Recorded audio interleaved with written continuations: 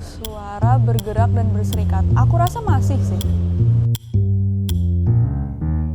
Menurutku pengawalan masyarakat sih, balik lagi ke konsolidasi gerakan itu.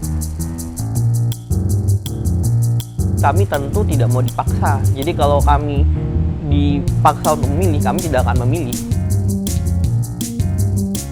Teruslah berpikir kritis, karena berpikir kritis ini akan menjadi investasi politik kita ke depan.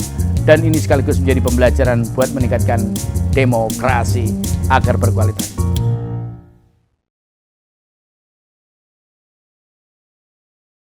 Ketika bicara soal aktivisme 1998, aku inget banget gimana demokratisasi itu dicoba untuk ditegakkan di Indonesia gitu. Jadi itu ada sebuah kejadian yang sangat langka gitu. Itu dimana puncak dari sebuah gerakan, dimana mahasiswa itu bisa bersatu dengan seluruh elemen, seluruh unsur masyarakat.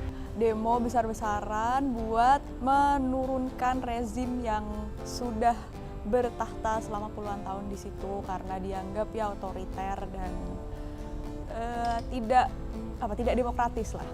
Saat itu Soeharto dapat digulingkan dalam titik itu.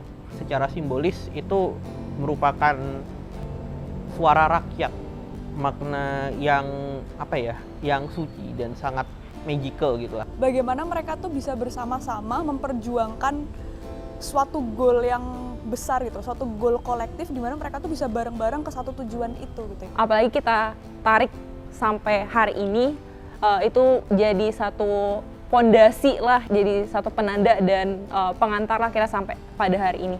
Ya mungkin kami tidak pernah merasakan reformasi itu ya, gelombang pertamanya. Tetapi kami terus merasakan gelombang-gelombang selanjutnya mengenai reformasi. Jadi kalau misalnya kita mau memperbandingkan antara aktivisme yang terjadi pada tahun 98 dengan sekarang, menurutku itu satu poin yang sangat menjelaskan keadaan pada saat ini. Jadi walaupun terdapat faktor ataupun konteks yang berbeda pada era saat ini, yang dipengaruhi dengan era digitalisasi dan lain-lain, tapi menurutku pada saat itu dulu tuh konsolidasi gerakan tuh benar-benar yang sekuat itu dan sesolid itu. Sedangkan sekarang faktor yang membuat semakin terpolarisasi ini jadi semakin berkurang secara konsolidasi gerakannya. Aktivisme zaman sekarang tuh lebih susah dari aktivisme zaman dulu, tapi susahnya beda gitu ya. Karena dulu ada musuh kami satu. Sekarang yang kita sebut musuh siapa? Kita pengen bilang, wah musuh kita dalam pemerintahan, tapi pemerintahan juga sekarang banyak orang di dalam sana. Dan pemerintahan itu ada banyak partainya. Jadi kalau kami tujuannya satu, ya yang lain bagaimana gitu. Tapi aku tahu kalau misalkan emang banyak aktivis-aktivis 98 yang kemudian mereka tuh masuk ke pemerintahan.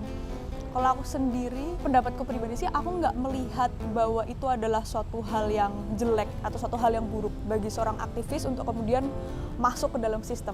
Kalau misalnya pandanganku kan aktivis itu seseorang yang biasanya tuh memperjuangkan suatu hal dari luar sistem. Tapi kemudian aku tidak melihat bahwa itu hal yang jelek ketika mereka tuh memutuskan untuk masuk ke dalam sistem selama apa yang mereka perjuangkan dalam aktivisme mereka sebelum mereka masuk ke dalam sistem itu masih tetap dipertahankan gitu. Jadi ibaratnya mereka tuh masih punya pendirian yang sama. Jadi apa yang mereka perjuangkan di luar dan di dalam tuh sama. Kalau itu terjadi karena kerja besar kolektif, karena gerakan mahasiswa memotori, mampu menghimpun dan mentransformasikan lintas gerakan itu sehingga bisa menghadirkan demokrasi, capaian luar biasa. Saya yakin sejarah tidak bisa melupakan atas itu semua. Pengalaman masa lalu baik perlu dikutip, tapi kegagalan yang pernah dicapai atau pernah dikerjakan harus dikoreksi.